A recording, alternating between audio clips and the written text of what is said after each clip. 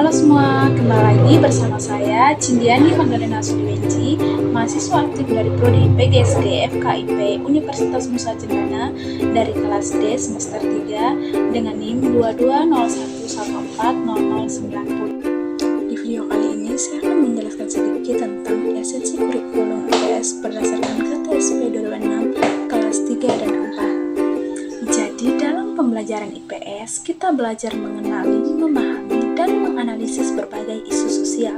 Secara sederhana, isu sosial dapat dimaknai sebagai peristiwa tentang aktivitas manusia yang terjadi di masyarakat tetapi masih belum jelas kebenarannya.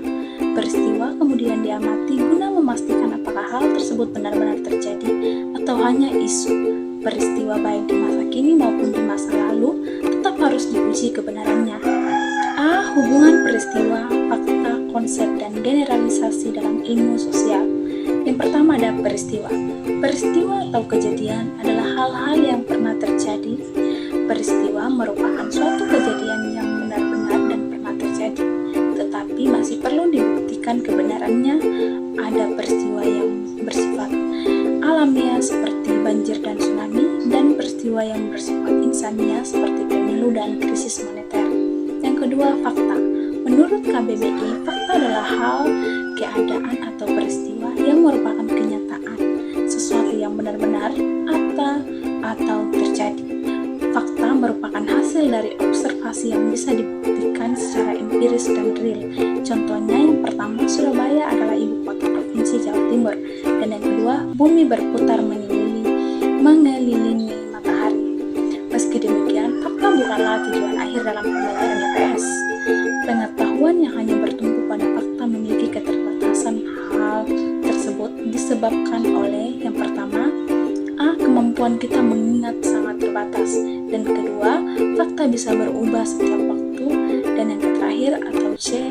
Fakta hanya berkenaan dengan situasi khusus. Kemudian konsep. Menurut Sujadi tahun 2004 pada halaman 14, pengertian konsep adalah ide abstrak yang dapat digunakan untuk mengadakan klasifikasi atau penggolongan yang pada umumnya dinyatakan dengan suatu istilah atau rangkaian kata.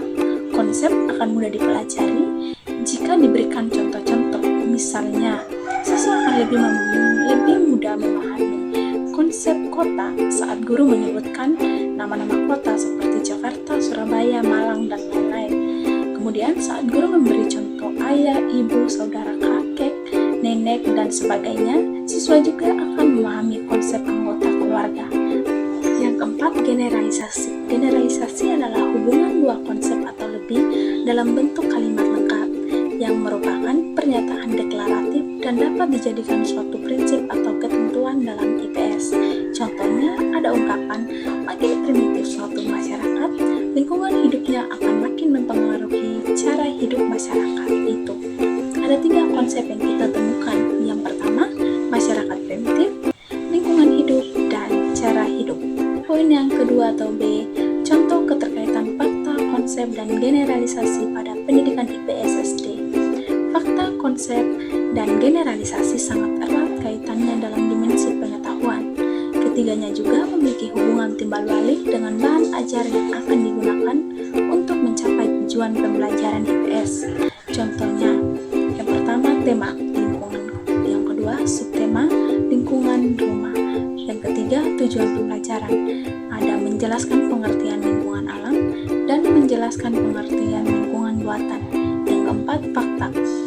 Daftar benda-benda, barang-barang yang berasal dari alam dan buatan manusia.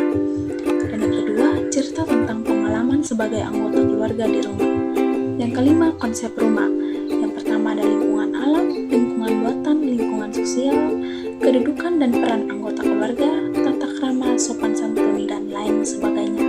Dan yang keenam, generalisasi. Yang pertama itu di sekitar rumah terdapat lingkungan alam dan buatan, dan yang kedua, setiap anggota keluarga di rumah harus bertanggung jawab terhadap kebersihan dan keindahan lingkungan rumah sesuai dengan perannya masing-masing.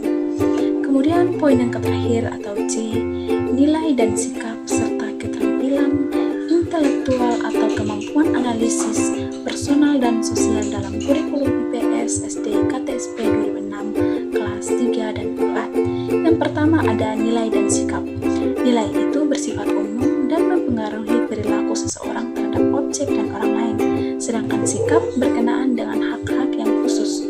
Suatu nilai merupakan ukuran untuk menentukan apakah itu baik atau buruk. Nilai bersifat utuh dan abstrak. Kedua, keterampilan intelektual atau kemampuan analisis personal dan sosial. Yang bagian pertama, keterampilan intelektual atau kemampuan analisis. Keterampilan intelektual dan kemampuan analisis adalah dua hal yang tidak dapat dipisahkan. Kemampuan analisis adalah merupakan bagian dari keterampilan intelektual, keterampilan dan kemampuan. Dan yang kedua, keterampilan personal dibagi menjadi: pertama, keterampilan psikomotor atau praktis; kedua, keterampilan studi dan kebiasaan kerja; ketiga, keterampilan bekerja dalam kelompok; keempat, keterampilan akademik; dan yang terakhir, keterampilan lainnya seperti keterampilan fisik, politik, dan emosional.